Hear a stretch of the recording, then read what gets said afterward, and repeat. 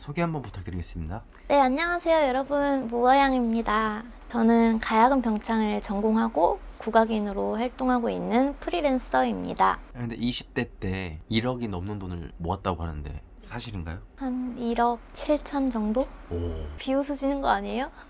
몇 살부터 일을 하신 거예요? 한 20살 때부터 이제 저희는 대학교 때부터 공연을 해서 그때 소소하게 용돈벌이 정도를 했었고 본격적으로 돈을 벌기 시작한 거는 졸업하고 23살부터입니다. 아, 그럼 20살부터 23살까지도 돈을 모았나요? 3천만 원 정도 모았는데 20살 되던 해에 학교 안에 있는 은행으로 가서 주택 청약을 들었는데 가장 그때 이자가 셌어요. 4.5%여가지고 거기에 이제 뭐 공연비, 아르바이트 뭐 한 거 다 그냥 넣었더니 졸업할 때쯤 3천만 원이 되었더라고요. 대학생이 알바로 3천만 원 모으기도 쉽지 않은데 시급 4,500원. 호프집 이런 데서 알바했었고 공연하면은 한 번 가는데 10만 원. 네. 그땐 학생이라서 적게 받은 건가요? 네. 그냥 근데 불러주는데 다 갔죠 그냥. 배운다는 느낌으로. 다른 데 쓸 데가 있지 않아요? 학생이어도? 저는 사실 쓸 데가 없어요. 옷도 별로 사는 거 잘 안 좋아하거든요. 옷에도 관심 없고 가방에도 솔직히 지출이 심하잖아요. 쇼핑, 명품 뭐 이런데. 근데 저는 그런 데는 별로 관심 없었고 제가 써봤자 술 먹는 거? 나머지 한 1억 4천은 23살부터 29살까지 모은 건데 동료들을 봤을 때 잘 모은 편인가요? 잘 모은 편 같아요. 보통 이제 다 쓰기 좋아하고 약간 다 그렇잖아요. 잘 모은 편 같아요. 제가 왜 이렇게 됐냐면 이제 제가 집이 광주인데 학교를 안성에서 나오고 졸업을 하고 서울에 집을 얻었는데 엄마가 졸업하고 월 300 이상 못 벌면 다시 광주로 와라 이렇게 된 거예요. 다시 약간 좀 가기가 자존심도 상하고 이래가지고 뭐 진짜 학생들 레슨, 취미생들 레슨, 행사 진짜 그때 당시에도 뭐 10만 원, 20만 원 다 가고 그걸 쌓아서 월 300을 악착같이 만들어내서 엄마한테 통장 보여줬던 것 같아요. 평균적으로 하면은 월 얼마 정도를 버셨던 거예요? 평균으로 치면 한 월 500? 1년이면 한 5천 정도 됐던 것 5, 같아요. 6천? 23살부터 29살까지 1억 4천을 모으려면은 1년에 한 2천 이상은 저금을 해야 되는데 네. 그럼 거의 수입의 절반을 제가 이제 월급을 받는 게 아니니까 저는 막 이렇게 정해놓고 월에 몇백을 저축을 해야 된다 이렇게 생각하면 너무 압박감이 있어서 그렇게 안 하고 만약에 공연비가 통장에 100만 원이 들어왔다 그러면은 한 30 남겨놓고 70은 그냥 다 때려 박았어요. 아 약간 재테크가 약간 무식하죠? 그렇게 말하려고 했죠 지금. 어디 주식에 투자하거나 뭐 코인에 넣거나 한번 해보려고 펀드 이런 데 관심을 좀 가졌었거든요. 제 성격상 그게 잘 안 되더라고요. 주식은 해보고 싶은데 뭔가 좀 그런 위험 부담을 끌어안기가 싫어서 그런 건 안 했습니다. 그냥 무식하게 모았어요. 생기는 대로 저축했다. 네. 그렇게 하면서 1억 7천이라는 돈을 모아 주식, 코인 안 하고 네, 안 하고. 그냥 그게 대단하지 않아요? 아니, 그리고 저는 주식 하고 싶거든요, 이제. 근데 남편이 못하게 해요. 주식 잘 아세요? 아, 몰라요. 그리고 이제 27살 때 집을 하나 샀는데 조그만 집이거든요. 술 껴서 샀는데 그걸 갚으려고 거기다가 그냥 돈 생기는 족족 이렇게 넣었던 것 같아요. 아, 그럼 오히려 대출을 받은 게 돈을 더 빨리 모을 수 있었던 어떤 원동력이 될 수도 있네요. 네, 맞아요. 저는 그랬어요. 절반 이상은 저축하는데 그럼 나머지 절반은 어느 쪽으로 쓰는 건가요? 근데 뭐 핸드폰비도 있을 거고 뭐 이자도 있었었고 그다음 뭐 이제 저도 스트레스 풀어야 되니까 한 잔씩. 차 욕심, 백 욕심, 집 욕심, 옷 욕심. 아, 요즘에 생긴 욕심은 육아용품 욕심. 막 누가 인스타에 뭐 장난감 올리면 뭐 나도 사고 싶고 그래서 어제도 샀거든요. 지금 오는 택배는 다 육아용품인 것 같아요. 그 쿠팡 말씀하시는 거예요? 네. 그 남편 아이디로 자꾸 결제하시죠. 남편 카드로 계속 긁으시던데요.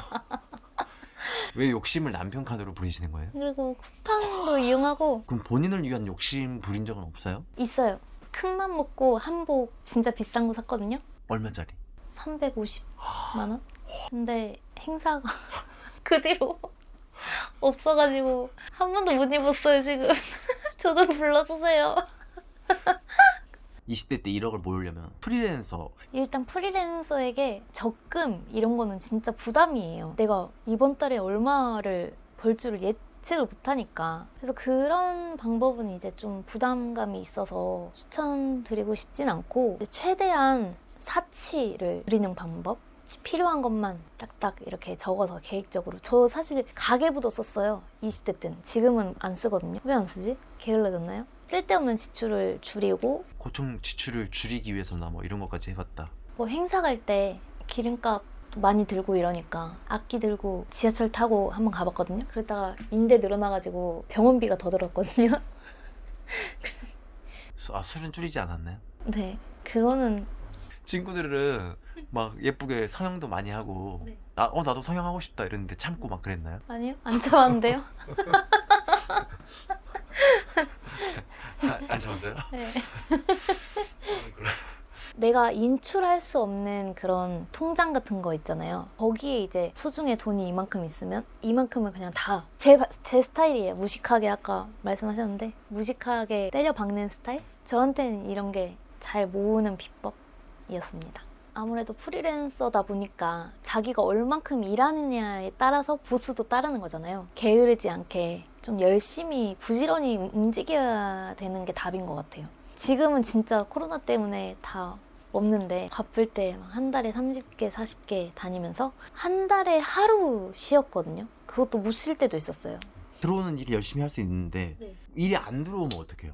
찾아야죠. 예를 들어서 인터넷 뭐 카페 같은데 경력을 올린 다음에 요즘에 숨은 고수 이런 어플들도 활용을 해서 거기에 이제 자기 PR 시대잖아요. 다 올려서 하면은 연락이 오더라고요. 뭐 연평도, 백령도, 네, 오지도 행사 간다고 했었고 힘든 공연 같은데도 많이 갔거든요.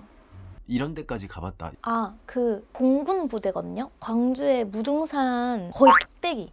민간인 출입 금지인데 거기 올라갔는데 구름이 발 밑에 이렇게 깔린 거예요. 가야금 들고? 네. 무등산 꼭대기 가야금 들고? 네, 그 무슨 그 찝차 같은 거 타고 막 올라갔는데 야외 그 암벽이 이렇게 있거든요. 거기서 공연을 하고 울릉도 한 번.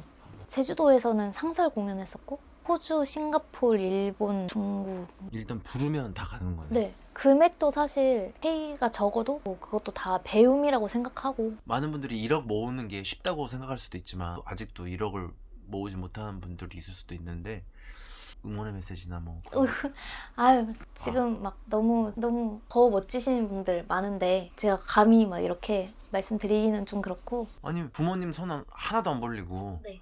자기 힘 스스로 열심히 일해가지고 발바닥에 박지성이나 발레리나 그분처럼 네. 발바닥 가운데 굳은 살 있잖아요. 부모님 도움으로 몇 억씩 이렇게 막 쉽게 생기기도 하고 뭐 그런데 그런 것도 없이 일단 뭐 끈기와 성실함이 있으면 저는 뭐든 해내실 거라 믿거든요. 저처럼 무식하게 저축하시면서 모으셔도 잘 될 거니까요. 화이팅!